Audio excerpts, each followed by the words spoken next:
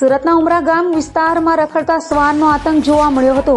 એક 11 વર્ષીય બાળક શાળાએ જતો હતો ત્યારે તેના પર 6 થી 7 જેટલા શ્વાનોએ હુમલો કરતા હોસ્પિટલે ખસેડાયો હતો।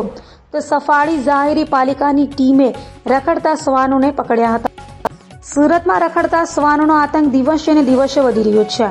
ત્યારે ઉમરા ગામમાં એક 11 વર્ષનો બાળક શાળાએ જતો હતો ત્યારે તેના પર રખડતા શ્વાનોએ હુમલો કર્યો હતો।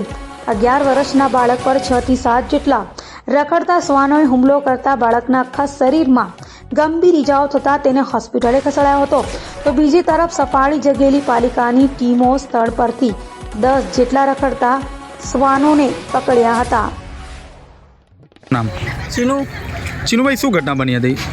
સવારમાં અમે નાઈને હજુ લુંગી જ બાંધેલી હતી, બહાર નીકળીને જોતા હતા। પેલા કાકા દોડ્યા ને હું દોડ્યો ને કૂતરાને 15 કૂતરા છોકરાને પકડીને મતલબ પીછાડી નાખેલો હતો કૂતરાને। તો અમે ટાઈમ પર દોડી ગયા તો છોકરોનો બચી ગયો છે, છોકરો સારો છે, એમને બધું ફાડી નાખ્યું છે। પણ એને અહીંયા બહુ કૂતરાનો બહુ આતંક છે। 30-35 કૂતરા છે, રસ્તા ઉપર દોડે છે, લારીઓ માટે, ચિકનની લારીઓ બધી છે, એના માટે કૂતરા અહીંયા રહે છે। ને રસ્તા પર ગાડીવાળા પર બી એટેક કરે, કોઈ ગાડીવાળો જોતો તો બી દોડે છે ને એસએમસીવાળા આવે છે તો આવીને ફરીને આવી જાય છે, કોઈ પકડતા નથી કૂતરાને।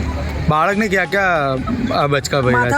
માથામાં તો આખું ચામડું કાઢી લીધું છે, ગળામાં છે, હાથ પગમાં છે, બધે જ એને આખું ફાડી નાખ્યું છે। એમ 5 મિનિટ માટે છોકરો બચી ગયો, બાકી ચાન્સ નહીં હતો। છોકરાને પાડી દીધો, છોકરો ચક્કર આવી નીચે પડી ગયો હતો। ઘટના બની છે આજ સવારે 7-8 વાગ્યાની આસપાસ ઉલારા ગાર્ડન પીપલોદ પાસે 9 વર્ષનું બાળક ટ્યુશન કે શાળાએ જતું હશે ત્યારે એને કૂતરાએ બાઇટ કર્યું હતું અને આખા શરીરે એમને લગભગ ઓછામાં ઓછા 15 થી 20 જેટલા બાઇટના નિશાન છે અને તેને 108 ઇમરજન્સી દ્વારા ઇમરજન્સી વિભાગમાં લાવવામાં આવેલી હતી અને બાળકને અહીંયા પ્રાથમિક સારવાર અપાઈ રહી છે અને બાળક હાલ સ્ટેબલ કન્ડિશનમાં છે।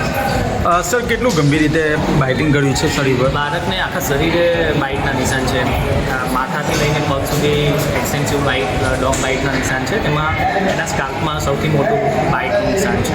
સર, હાલ કેવી પરિસ્થિતિ? બાળક હાલ સર્જરી વિભાગમાં સ્ટેબલ કન્ડિશનમાં છે, સારવાર હેઠળ છે। એના પ્રાઇમરી ઇન્વેસ્ટિગેશન, સોનોગ્રાફી, એક્સરેઝ એવું બધું થઈ રહ્યું છે।